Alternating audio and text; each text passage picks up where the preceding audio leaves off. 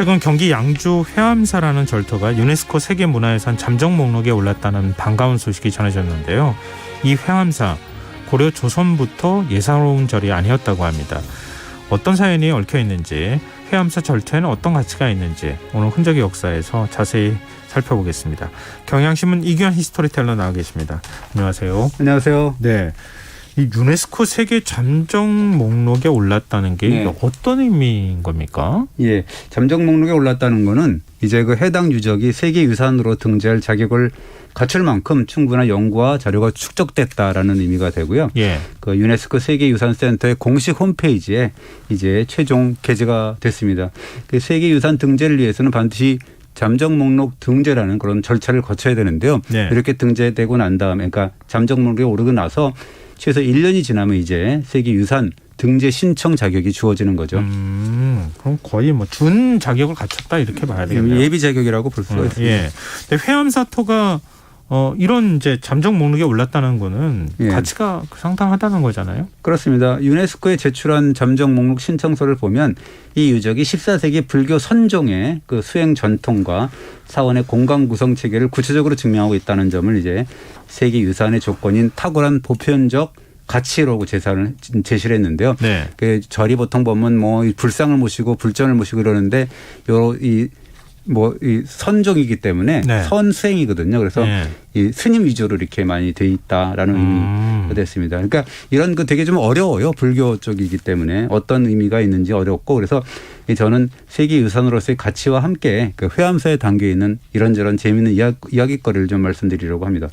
회암사터라면 우리 뭐 폐사지라고 불렀나요? 지금 절이 남아있지 않은 곳이잖아요. 가보시면은 지금 그 이 양주 천보산인데요. 해발 한 423m 자락인데 되게 고색창연한 절터가 버티고 있어요. 그것이 이제 회암사 터인데 이 산 아래쪽에 이렇게 쭉 이렇게 있는데 계곡에 차곡차곡 쌓은 8개의 석축이 이렇게 돼 있고 그 발굴된 모습 그대로 노출된 70여 기 정도의 건물 터가 이렇게 노출이 되어 있습니다. 그 절터에 서면 뭔가 600년의 시공을 초월한 듯한 그런 느낌, 그 고즈넉한 분위기에 이게 좀 젖어들게 돼요. 이 발굴을 하면 그대로 그 흔적들을 고스란히 남겨두는 건가요? 예, 이제 그런 식으로 이게 노출 이렇게 전시가 되는 경우도 있고, 그런데 이제 회암사 터가 이게 그대로 노출 전시를 시킨 케이스죠. 그리고 이 회암사터를 가보면 그런 느낌도 좀 받게 되고, 그래서 굉장히 느낌이 좋아요. 한번 가보시면 좋을 것 같고요. 이 뭐 재밌는 일화가 전해지죠. 그거를 되게 유명한 이야기인데, 그 양녕대군 있잖아요. 보통 보면 살아서는 임금의 형이요, 죽어서는 부처의 형이다, 뭐 이런 식의 이제 얘기를 하잖아요. 실제로 그 실록에 있는 이야기인데요. 그 1446년 4월 23일에 그 이 회암사와도 관련이 있습니다. 불교에 귀의한 효룡대군, 뭐 유명한 얘기죠. 회암사에서 법회를 이렇게 열고 있는데 형인 양녕대군이 들판에서 사냥해온 짐승을 가지고 이른바 바베큐 파티를 열은 거죠. 그래서 이제 형이 신성한 절간에서 고기를 이렇게 구우니까 효룡대군이 얼마나 못마땅했겠습니까. 그래서 아니 지금 뭐 하시는 거냐고. 조례가 가지고 불공 드리고 있는데 좀 심하지 않냐. 아무리 그 형이지만 그렇게 얘기를 했는데 양녕대군이 했다는 말이 되게 유명하죠. 야, 나는 살아서는 임금의 형, 그러니까 세종의 형이 되고 부귀를 누리고, 그다음에 죽어서는 부처 그 효룡대군의 형이 되어서 깨달음의 경지에 오를 텐데 이게 얼마나 즐겁겠냐. 뭐 이런 식으로 이제 농담을 했다라는 이야기죠. 그 회암사터에 세종대왕 삼형제가 지금 인연이 얽혀 있는 거잖아요. 그렇습니다. 등장인물이 좀 화려하죠. 네, 그러게요. 그 사람들 뿐이 아니고요. 2000년 5월 발굴조사에서 이 회암사의 중심 건물이 있는데 보광전이거든요. 그 건물터의 두 모서리에서 뭔가 청동으로 만든 풍탁이라 그래갖고 풍경 있잖아요. 이게 이제 발견됐습니다. 굉장히 격이 높은 거죠. 청동으로 만들었을 풍경을. 그 청동기를 보니까 무려 130넉자의 글자가 새겨져 있었는데 이렇게 돼 있어요.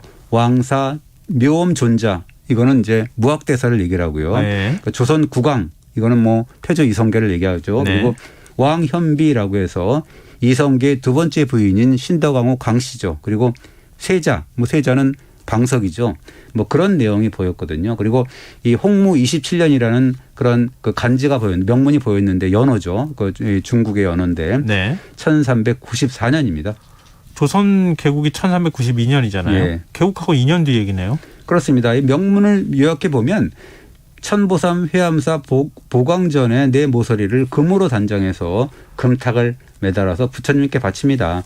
조선이라는 이름이 만세토록 전해지고 전쟁이 영원토록 그쳐서 나라와 백성이 편안하게 함께하는 인연으로 돌아감을 깨닫게 하옵소서라는 내용이었는데요. 한마디로 얘기하면 태조 이성계가 회암사를 무학대사와 뭐 당신이 총애하는 신덕왕후 강씨 그리고 세자 방석을 위해서 이렇게 호화롭게 꾸몄다라는 이야기가 되는 거죠.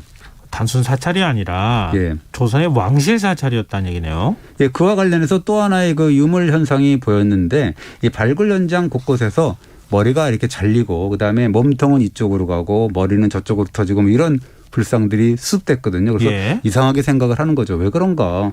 예를 들자면 동자불상이 있었는데 그 사진을 보면 나오는데 네토막으로 이게 잘린 채 발견이 됐어요. 예. 이렇게 보니까 이 반경 50m에서 60m 떨어진 채 확인이 됐는데 예를 들자면 몸뚱이는 뭐 6단지 그다음에 머리는 8단지 팔과 다리는 뭐 7단지 8단지 이런 식으로 흩어져서 이렇게 발견이 된 그런 양상을 보였거든요. 누가 불상을 의도적으로 파괴했다는 얘기네요. 그러니까 이제 우리가 흔히 생각할 수 있는 건 조선의 억불책 때문에 그런 게 그렇게 훼손된 게 아니냐는 생각이 들죠. 사실 이 유교를 국시로 내세웠지 않습니까?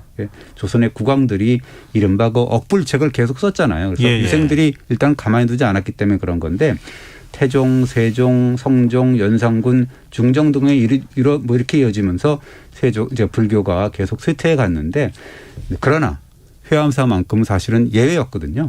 아, 그래요? 그 왕실 사찰이니까 함부로 뭐 하지 못했을 것이다. 그렇습니다. 이 회암사는 기본적으로 왕사인 무학대사가 머물던 사찰이었고 사실 무학대사는 1384년에 함경도 안변 서광사 토굴에서 이성계를 만나서 당신은 임금이 될 운명입니다라고 이제 예언을 한 인물로 알려져 있죠. 네네. 그 인연으로 이제 조선 개국과 함께 왕사로 임명이 되고 그러는데 태조 역시도 회암사에 자주 들렀고 그리고 태조가 태상왕으로 물러나 있던 1402년에는 아예 회암사 안에 궁실을 졌어요. 그래서 거기서 이제 머물러 왕의 거처를 졌어요. 그렇습니다. 그러면은 일종의 제2궁궐의 역할을 했다는 얘기네요. 그렇죠. 그래서 그 조선을 방문한 명나라 사신들이 회암사 궁실에서 태상왕을 이제 만나야 했고요. 태종도 거의 회암사를 직접 행차해서 태상왕 아버지한테 문안 인사를 올리고 뭐 그랬으니까는요. 예. 그런데 이제 무학대사가 입적을 하고 태상왕인 태조 이성계가 승하한 게 1408년인데 또 그때부터는 조금 상황이 약간 이제 바뀌죠. 그럼 뭔가 역사를 바꾸고 싶은 네. 그런 후대 왕들이 생겨나면 뭔가 분위기가 바뀌면서 이 회암사가 뭔가 좀 예. 다른 운명을 맞이했을 것 같은데요. 엇불에 이제 뭐 바람이 불기 시작한 거예요. 그 단적인 예가 있습니다. 이 회암사 중심 건물은 아까 보광전이라고 그랬는데 이 예. 보광전에 태종의 부인인 원경왕후가 자수로 이렇게 불상을 표현한 그런 모시고 있었나 봐요. 네. 근데 그 보광전을 수리를 하고 있었는데 회암사에서는 전랬다. 이 보광전의 수리를 핑계로 해서 왕실과 사대부 부녀자들로부터 해서 막대한 시주를 받아서 축하 법회를 열고 막 그랬는데요. 문제는 이 자리에서 참석한 그런 사대부의 아내 부녀자들 가운데에서는 승려들이 불교 의식 때 이렇게 춤을 추고 막 그러니까 시주라고 하면서 부녀들이 막 옷을 벗어주고 심지어는 승방에서 여러 날 머물면서 숙식을 했던 일이 또 무리를 빚게 되죠. 부녀자들이 사찰에서 잠을 잤다, 뭐 예. 거기서 어떤 사건이 벌어졌다 이런 얘기예요?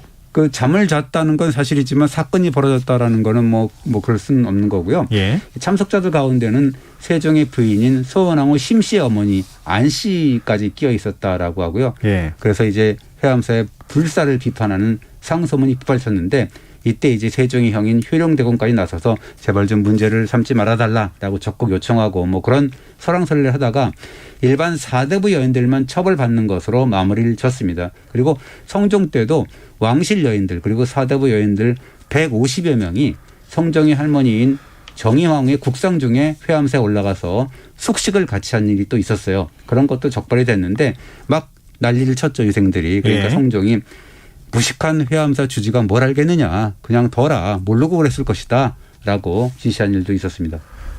네, 잠시 속보로 들어온 호우 경보 전해드리겠습니다. 속초시 평지, 안양군 평지, 인제군 평지 지역에 호우 경보가 발효됐습니다. 해당 지역에 계신 분들은 안전한 곳으로 대피하시고 TV나 라디오, 스마트폰 등을 통해 기상 소식을 계속해서 주의 깊게 기울여 주시기 바랍니다. 다시 한번 말씀드립니다. 속초시 평지, 양양군 평지, 인제군 평지 지역에 호우 경보가 발효됐다는 속보 전해드립니다. 중간에 잠시 속보 전해드렸는데요. 지금 그렇게 하면 어찌됐든 뭔가 문제가 발생했는데 네. 돌아 이렇게 얘기를 했다는 거잖아요. 네. 근데 억불책 쓰면서 회암사에 대해서는 솜방망이 처벌을 계속했다는 얘기잖아요. 네, 그렇습니다. 그 예가 또 하나 있어요. 1419년에 그 태종이 상황으로 물러나 있었는데 네. 그 회암사에서 일어났던 스님들의 여자종 능욕 사건을 거론을 해요. 실록에 보면 나오는데 그렇습니다. 그렇게 하면서 웃으면서 이제 태종이 이렇게 얘기를 하죠. 회암사 중들이 그 여자종들, 그 부녀자들하고 가까이 있는데 어찌 사고가 안 터지겠느냐. 분명히 여자종들을 범했을 것이다라고 하면서 그 상황이 그 사찰이 부리고 있는 노비들을 아예 혁파하는 그런 극강의 엇불짝을 핍니다. 그런데 이상하게도 이틀 뒤에 그 실력을 보면 또 반전의 명을 내리는데요. 뭐라 그러냐면 하루아침에 내가 사찰의 노비를 혁파했는데 그럼 중들이 이젠 사찰의 땅까지 없애려 하나? 라고 걱정할 것 같다. 내가 불교를 물리치려고 하긴 하지만 갑자기 다 없앨 수 있는 거 없는 거 아니냐라고 하면서 회암사에서는 땅을 더 줘서 그들 그 중들의 마음을 위로하는 게 낫다라고 했습니다. 평주고 약준 거네요? 그렇습니다. 그러니까 어떻게 보면 이 회암사가 임금도 함부로 하지 못할 만큼 높은 위상을 지니고 있던 사찰이었다라는 걸 알 수가 있는데요. 아무래도 태조 이성계가 머물렀고 그리고 세종 때는 효령대군 그리고 성종 때는 인수대비 비호까지 받았던 사찰이었으니까 그러는 건데요. 이 세종대왕의 경우는 억불책을 썼지만 말년에는 부인인 소나무가 승왕한 뒤에 궁궐 안에 이렇게 불당을 짓고 또 석가모니 일대기를 기록한 그런 석보상주를 훈민정음으로 편찬하고 어린천 강제곡을 또 손수 쓰셨잖아요. 그러니까 조정 유신들이 극렬하게 반발하게 되면 뭐라 그러냐면 이런 쓸모없는 선비들 같으니 그러면서 이 못난 선비들 하면서 아주 욕설을 퍼부었다라는 게 실록에 나와 있죠. 이거보다는 더 하셨을 것 같은데 하여튼 실록에 세종대왕이 신하들 이게 좋게 말하면 점잖게는 꾸지는 말이지만 나쁘게 말하면 좀 욕을 했다 이런 아마도 뭐 쌍욕을 뭐 세종대왕의 입장에서 보면 최대 욕인데 이 세종대왕은 당신이 똑똑해서 그런지 신하들이 마음에 들지 않으면 또 엄청 짜증을 부렸어요. 이렇게 보면 이제 그 짜증 대망이다라고 할 만큼 실력을 보면 나오는데 여하간 이 세종은 말년에 불교를 좀 보호하려는 모습을 보여줬고요. 그다음에 세조나 성종도 이 불교와 회암사에 좀 이렇게 굉장히 좀 어정쩡한 그런 태도를 보이기도 했습니다.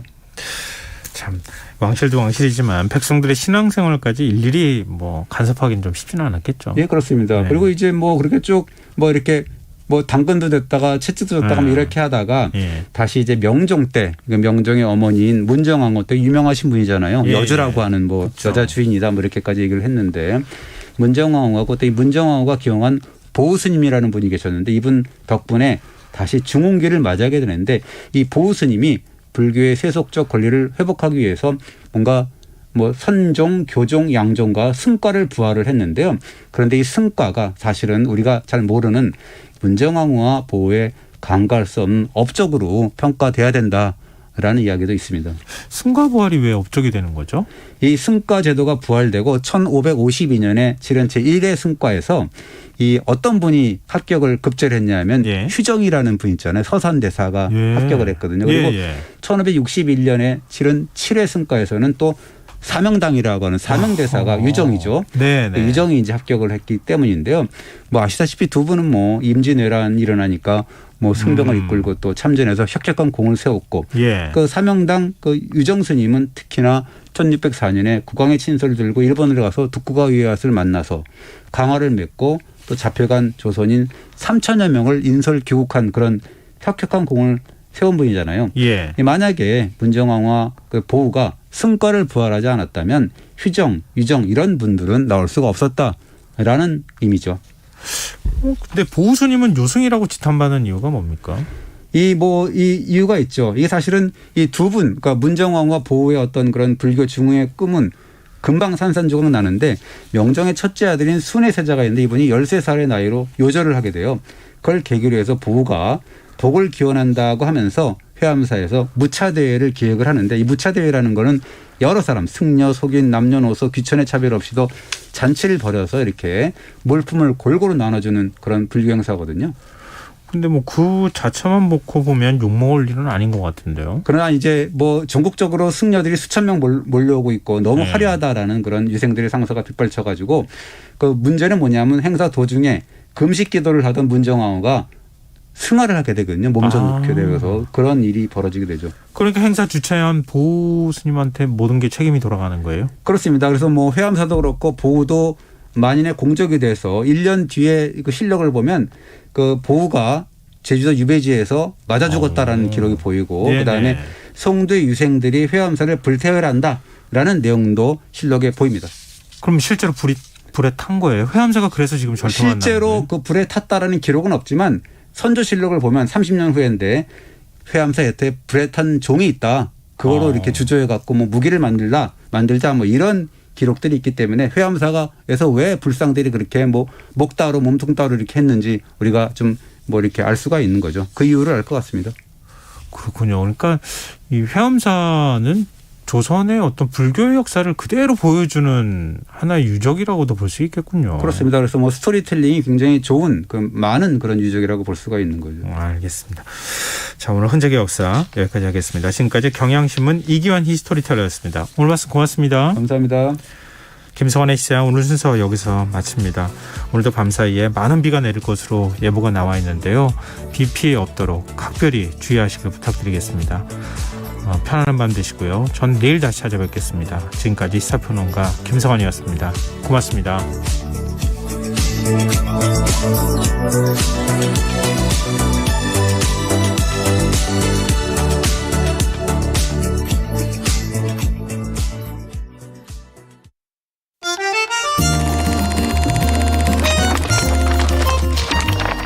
이다혜의 영화관, 정여울의 도서관. 안녕하세요. 영화에 대해 자팍다식한 대화를 나눌 이다혜입니다. 이다혜의 영화관에서 이번 주에 이야기하는 영화는 2018년 영화 리틀 포레스트입니다.